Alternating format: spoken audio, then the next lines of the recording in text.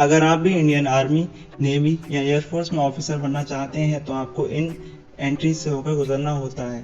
पर इन सभी एंट्रीज और एग्जाम में एक चीज़ जो कॉमन है वो है एसएसबी इंटरव्यू यानी सर्विस सिलेक्शन बोर्ड इंटरव्यू। ये इंटरव्यू मिनिस्ट्री ऑफ डिफेंस के द्वारा कंडक्ट कराया जाने वाला दुनिया के प्रेस्टिजियस इंटरव्यूज में से एक है। ये इंटरव्यू टोटल 5 दिनों तक चलता है। तो इस वीडियो में हम बात करेंगे एसएसबी इंटरव्यू के 5 दिनों के फुल प्रोसीजर और प्रोसेस की। और इसको लेकर अगर आपके मन में कोई भी कंफ्यूजन है तो वो इस वीडियो के लास्ट तक दूर हो जाएगी। तो बने रहें वीडियो के अंत तक। जब आप एसएसबी इंटरव्यू के लिए एलिजिबल हो जाते हैं तो आपको ईमेल के जरिए एक कॉल लेटर भेजा जाता है, जिस कॉल लेटर में एसएसबी इंटरव्यू के वेन्यू, रिपोर्टिंग डेट और टाइम को मेंशन किया जाता है और साथ ही आपके ड्रेस और डॉक्यूमेंट से संबंधित जानकारियां भी दी जाती हैं। तो चलिए सबसे पहले बात करते हैं एसएसबी इंटरव्यू के रिपोर्टिंग डे की, जिसे डे 0 भी कहा जाता है, क्योंकि ये डे 0 आपके एसएसबी के 5 दिनों के इंटरव्यू में शामिल नहीं होता है।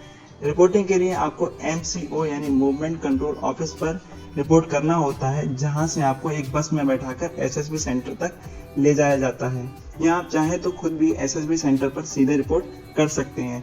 इसके बाद एसएसबी सेंटर में पहुंचने पर आपके डॉक्यूमेंट वेरिफिकेशन होता है और आपको चेस्ट नंबर अलॉट कर दिए जाते हैं, जो अगले 5 दिनों तक आपकी आइडेंटिटी का काम करते हैं। तो अब बात करते हैं एसएसबी इंटरव्यू की, जो 2 स्टेज में कराया जाता है। पहली स्टेज 1 दिन की होती है और सेकंड स्टेज बचे हुए 4 दिनों की। तो बात करते हैं सबसे पहले स्क्रीनिंग टेस्ट की, जिसे स्टेज 1 भी कहा जाता है। इस टेस्ट में आपके 2 टेस्ट कराए जाते हैं। जो पहला होता है वो है OIR के अंदर 2 पेपर कराए जाते हैं जो 50-50 क्वेश्चन के होते हैं। ये क्वेश्चन बेसिकली रीजनिंग से संबंधित होते हैं, जिसको करने के लिए 30-30 मिनट का टाइम दिया जाता है। इसके बाद आपका जो अगला टेस्ट होता है उसे PPDT कहते हैं, यानी पिक्चर परसेप्शन डिस्क्रिप्शन टेस्ट। ये आपके एसएसबी स्क्रीनिंग का सबसे इम्पोर्टेंट टेस्ट होता है, क्योंकि आपका पास या फेल होना इसी पर निर्भर करता है। इसमें आपको एक हैजी पिक्चर 30 सेकंड के लिए दिखाई जाती है। उसके बाद आपको 4 मिनट में इस पे एक स्टोरी लिखनी होती है। स्टोरी लिखने के बाद कैंडिडेट को 6 से 8 कैंडिडेट के ग्रुप में डिवाइड कर दिया जाता है। इसके बाद हर कैंडिडेट को 1 बाय 1 GTO, साइकोलॉजिस्ट और इंटरव्यूइंग ऑफिसर के सामने अपनी स्टोरी को नरेट करना होता है। इसके बाद एक कॉमन स्टोरी पर पहुंचने के लिए ग्रुप डिस्कशन होता है।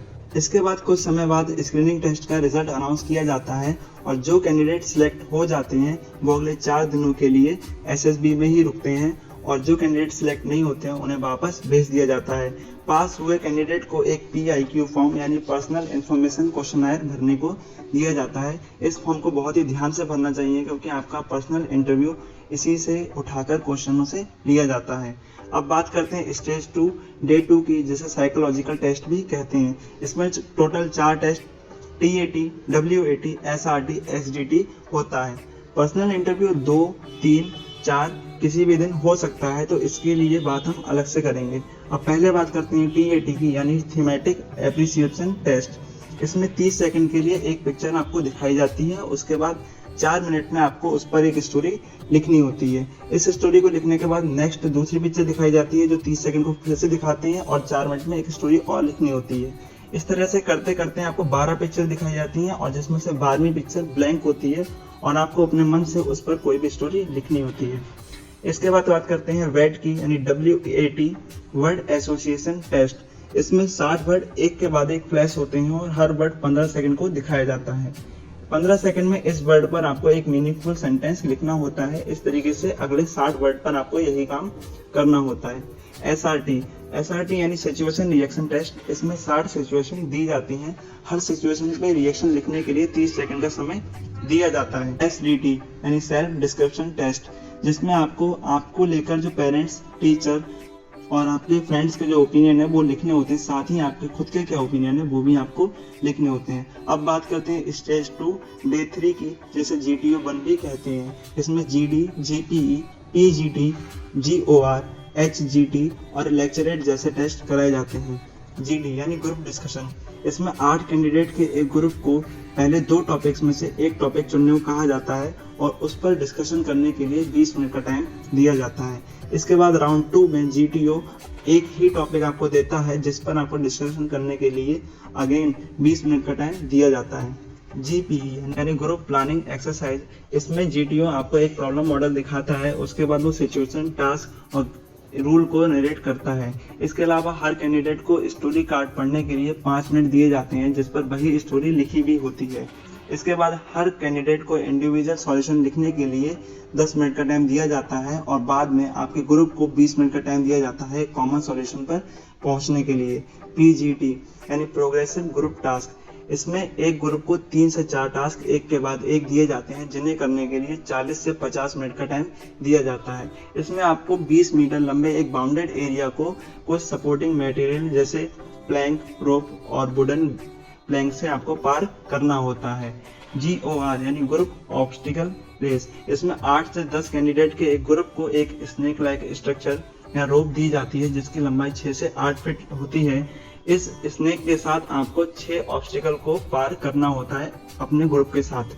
HGT हाफ ग्रुप टास्क, ये टास्क PGT की तरह ही होता है, पर इसमें आपके ग्रुप में मेंबर की जो नंबर होते हैं वो आधे कर दिए जाते हैं। लेक्चरेट में ग्रुप के हर कैंडिडेट को 4 टॉपिक में से एक टॉपिक चुनना होता है और उसे तैयार करने के लिए उसे 3 मिनट का समय दिया जाता है।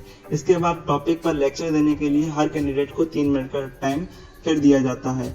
अब बात करते हैं हम स्टेज 2 के डे 4 की, जिसे GTO 2 भी कहा जाता है।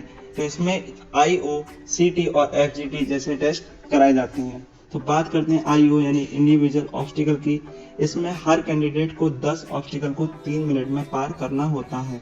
हर कैंडिडेट को मार्क्स भी दिए जाते हैं ऑब्स्टिकल को पार करने के, जो उनके सीरियल नंबर के अकॉर्डिंग ही होती हैं। यानी पहले ऑब्स्टिकल के लिए 1, दूसरे के लिए 2, तीसरे के लिए 3, इस तरह से टोटल मार्क्स आपके 55 हो जाते हैं।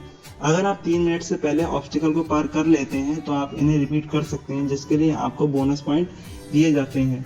कमांड टास्क, इस टास्क में आप एक लीडर की तरह काम करते हैं, क्योंकि आपको ये टास्क अकेले करना होता है, क्योंकि आपको इसमें सारा का सारा दिमाग खुद ही लगाना होता है। पर इस टास्क को करने के लिए आपको 2 या 3 कैंडिडेट दिए जाते हैं। FGT, ये टास्क PGT और HGT की तरह ही होता है, जिसमें आपको एक बाउंडेड एरिया को कुछ सपोर्टिंग मटेरियल के द्वारा पार करना होता है। इसके बाद हम बात करते हैं पर्सनल इंटरव्यू की, जो SSB का सबसे इम्पोर्टेंट हिस्सा होता है। ये इंटरव्यू दूसरे, तीसरे, चौथे किसी भी दिन कंडक्ट कराया जा सकता है। इसमें इंटरव्यू ऑफिसर आपसे कुछ सवाल पूछता है जो आपके PIQ फॉर्म से संबंधित होते हैं। इसके अलावा आपसे कुछ out of the box question भी पूछे जा सकते हैं, जो कि आपकी अवेयरनेस, अलर्टनेस और साइकोलॉजिकल एबिलिटी को शो करते हैं। इसके बाद हम लास्ट दिन पर पहुंचते हैं, जिसे हम 5th डे या कॉन्फ्रेंस डे या रिजल्ट डे भी कहते हैं, क्योंकि इसी दिन आपका रिजल्ट अनाउंस होता है।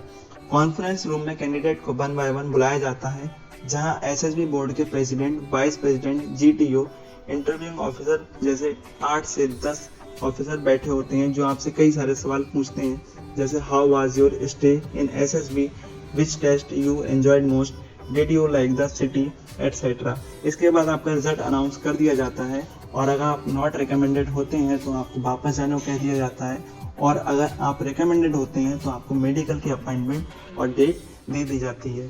तो इस तरीके से चलता है इंटरव्यू का 5 दिन का पूरा प्रोसीजर। तो आपको अगर ये वीडियो अच्छा लगा हो तो इसको लाइक करें और चैनल को करें सब्सक्राइब, क्योंकि ऐसी कई सारी जानकारी हमारे चैनल पर आपको मिलती रहेंगी। और वीडियो को यहाँ तक देखने के लिए धन्यवाद।